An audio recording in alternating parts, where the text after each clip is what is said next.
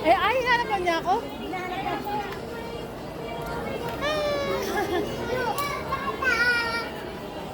Let's go, babe.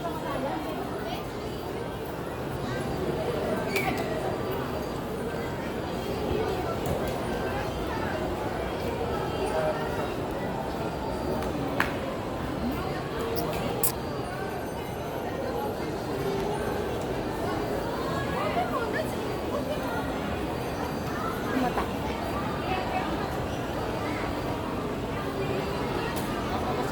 May nabili? May nabili si Ate Liz? Bawal allergy.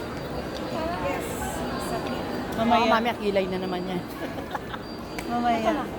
Mamaya, papabilin ka na naman sa amin. Free lang to.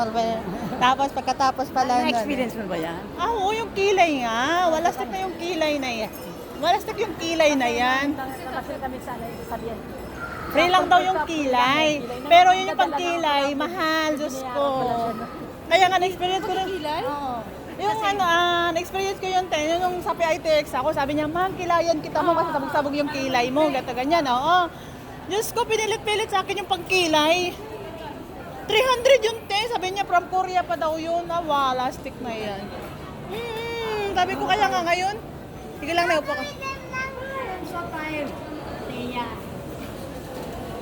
I'm so tired.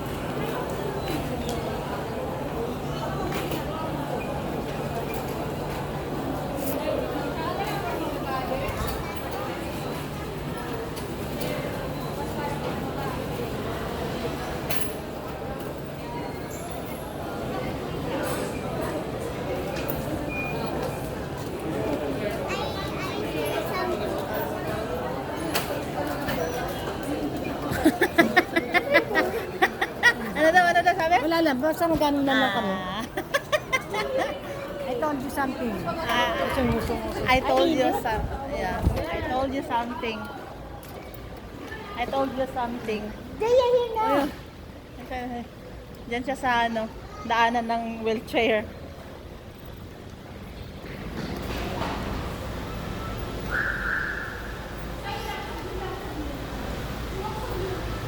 Kaya.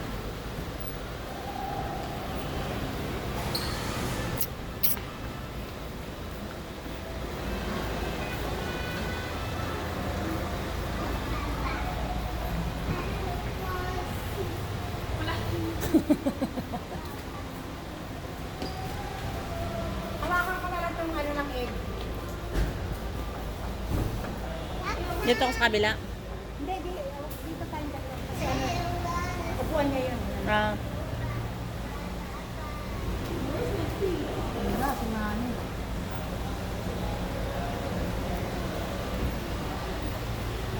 Okay, wala sa sakyan.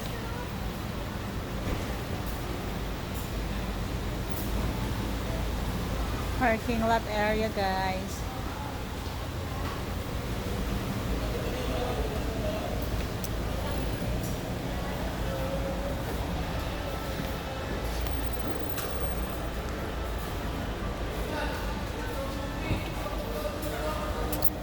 Ay, andito pala si Tekan.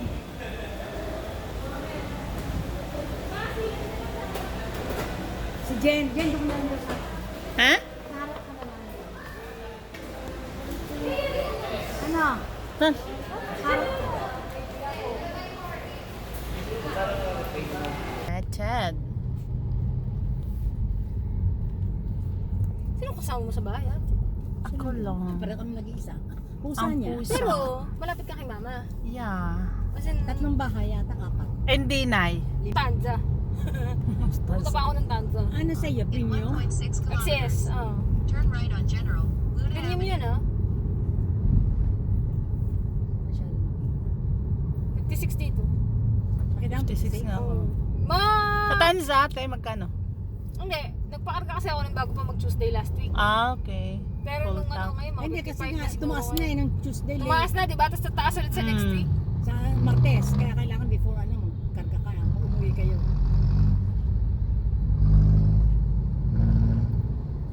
Pumunta ka pa ng Tanza, di ba? Kung nagka-BTX ka, tahiro ka lang.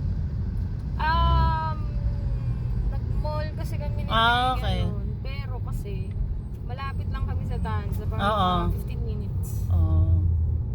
So, sakto din. Nung nag-SM kami, doon ang SM namin ni Taya, nagpagasta din kami.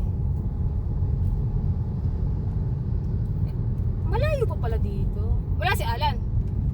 Wala, hindi namin alam. Naku, hindi ba nakaharang yung kotse mo doon? Hindi ko, may alis na doon. Dito. Hindi ako marunong mag-manual.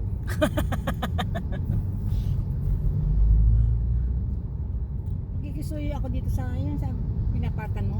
May nakalatag na ano doon. Nilol yun doon sa mga damo. Bakit? Inaayos nila? Kasi para Ay, sorry. huwag tumaas yung damo eh. Sabi ka, kaya ka mo na nilol yun. Tutubo pa rin Tayo, oo! Tutubo pa rin yung damo niya. Hindi pa pwedeng hindi. Lagyan nila ng linoleum. Para hindi tumaas yung damo. At yung kalahati, tumataas naman yung damo. Sino naglagay doon, Nay? Yung may-ari, sila Jane. Si Jaden.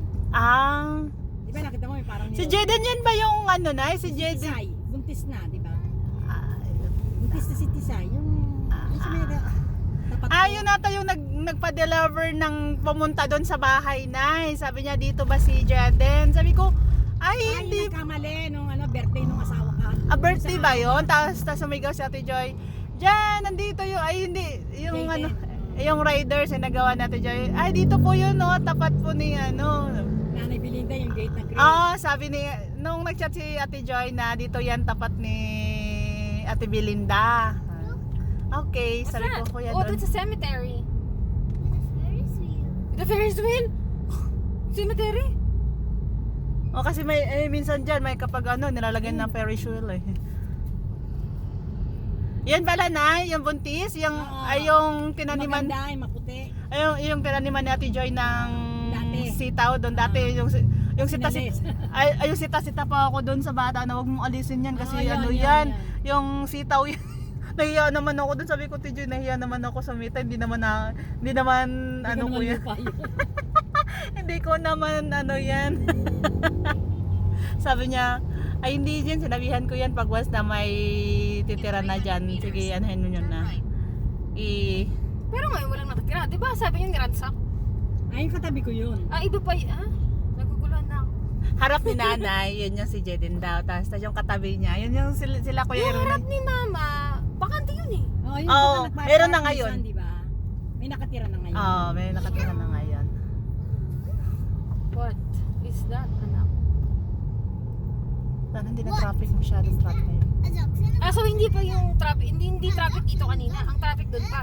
Oo, doon pa. Lagi naman may ginagawa doon eh. Oo, lalo na Sa ngayon. eskwelahan, malapit. Basta doon sa may ano, sa may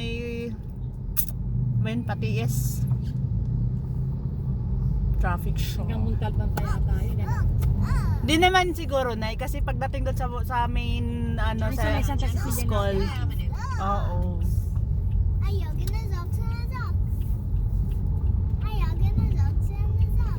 Makikit na kasi ang kalsada dito eh. Kaya Oo. wina-widening.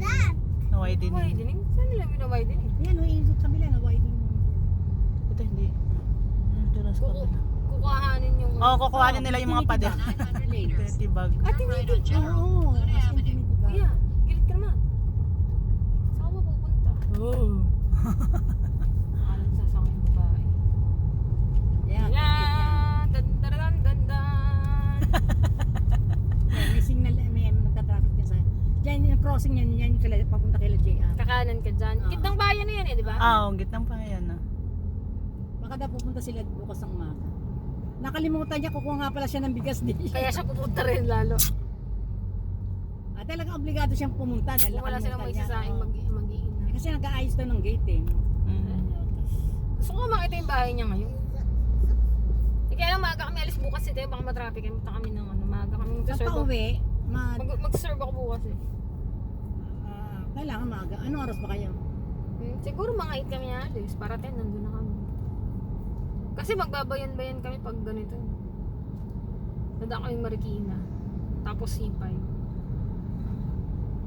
Baliberte kayo, no? Tantok na ako ah. Paano mo ako mag-drive ate? Medyo, pero hindi ko lang ako sa practice eh. Wala din ako lisensya. Nung nasa Canada ako, nagdadrive ako. Pero iba lisensya nyo dun eh. May iba, iba lisensya nila doon. Doon ako tinuruan ng Doon ka pension. license. Hindi, wala rin. Hindi rin ako nakuha doon. Kasi actually, kukuha sana ako doon. Kung na-process yung working permit ko, hindi. Ah, so bumalik ka din. Oo, kaya nga umuwi ako kasi yung job offer ko, hindi naman nag-go. Kasi doon ako naghanap ng work eh. Pero gano'n ka katagal ng Canada? 1 year. Matagal din ah. Nakawalan ka rin bala, no? Yeah, 1 year ako doon, Nay. Nung 1 year mo, Sana marami kang ginagawa nakakuha ka doon. ng work. Nag-ano ako, nag part-time sa restaurant. Yun nga yung nagbibigay sa akin ng job offer. Kaso nga lang, hindi kasi siya nag-go. Kasi gawa ng, yung binigay sa akin is dapat at least meron akong 1 year experience nun. Eh paano kung makakuha niyo nga, hindi pa natapos ka doon. Ha? Hindi pa matapos doon eh, di ba? Oo, kaya kung nag-go sana yung working permit ko doon, edi nag-stay pa ako hanggang ngayon. Kasi willing namang mag-support ng permanent residence yung employer eh. Kaso nga lang talaga, hindi siya nag-go. Kaya sabi May ko, requirement sa pang iba na hindi mo na-meet, parang oo, yan. Yung requirements kasi nung job offer na binigay sa akin na position is 1 year. Which is, ang experience ko sa 1 year is admin. So, hindi naman siya pwedeng mag-offer ng admin assistant sana yung i-offer niya. Let's say, palabas lang niya sa office ako. Kaso, parang ayaw niya mag-process. Oo, babalikan nun sa babalikan sa government ng Canada. So, sabi niya, Ano talagang work mo doon? ano siya, ay part-time sa restaurant. Yeah. Oo, niya din. Kaya lang, bagong laban. Pinapapasok-pasok sana niya kami kasi gawa ng talaga meron akong job offer sana kaso nga lang hindi talaga nag-go. Sabi ko, boss, hindi siya mag-go. Gawa ng kailangan ko 1 year experience sa position na binigay mo sa akin. Sabi ko, kaya kung gusto mo mag-stay ako, meron ako experience as admin assistant. So, kaya kung okay lang sa'yo, mag-process ka ulit ng job offer. Sabi niya, I don't want to process. So, okay boss, okay. Sabi ko, nakapag-desisyon na ako na uwi muna ako ng Pilipinas. Sabi niya, sige, pagbalik mo, kailangan mong magkuha ng 1 year experience sa cook. Tinatamad na rin ako. Bahala ka dyan. Talaga. Tinatamad na rin ako. Sabi ko, boring naman dito. Sabi ko, Boring sa Canada. Pero Oo. marami kang Pilipinong nakilala. oo, marami nun kasi meron naman din kaming parang alam mo yung merong mga doon, meron dong tawag nito, merong mga community, may community ang mga Filipino doon, tsaka merong mga activities. Kasi ang nagtayo ng doon, ng mga activities, yung mga Ilonggo, so which is Bisaya. Parang makakaintindi lang ako, pero Bisaya talaga. Ayun, pero makaintindi ako sa kanila. Hindi ka waray, Bisaya ka. Oo, Bisaya ka talaga. Sila kasi sa mga sila mga Ilonggo sila, may halo silang waray eh. Parang silang Ate Joy, Ilonggo sila Ate Joy eh. Pero hindi waray si Joy. Hindi, Ilonggo lang talaga, lang talaga sila. Po! That's look like Resty. No, it's not. But it's Ford, yes. Kaya ayaw mo nang bumalik The doon. sign of Resty. Pero may visa pa ako until 2028. Tourist din. Tagal po. Oo, sabi ko, Tourist yun hanggang 2028. Ilang years old? sa akin, binigay sa akin. Matanong siya, what's the car? Ayun, sabi ko, anytime naman pwede naman ako makabalik doon, sabi niya. Ayun ang pinsan ko. Mag-aral kang hindi naman inline sa akin. Sabi ko, marunong ako magluto. Sabi ko, bakit hindi? Tas ang gusto pa nga ng employer ko na